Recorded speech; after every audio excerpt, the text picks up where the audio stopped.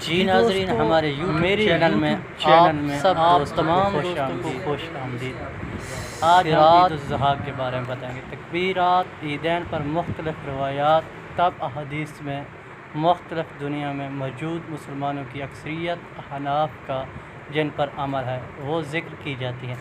عید الفطر اور عید الاضحیٰ کی 2 رکعت نماز جو 6 زید تکبیرات سے ادا کی جاتی ہے۔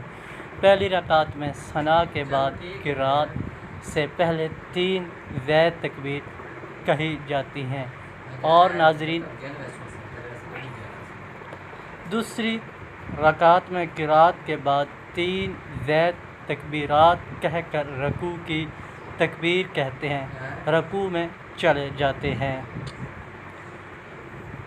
پہلی رکعت میں 3 زید تکبیرات چونکہ تکبیر تحریمہ کہہ کر ثنا کے متصل بعد کہی جاتی ہے اور دوسری رکعت میں یہ تکبیر کہی جاتی ہے کہ اس لیے اختصار کی وجہ سے پہلی رکعت میں رکوع کی تکبیر سے مل کر 4 گویا ہر رکعت میں 4 تکبیرات شمار ہوں گی۔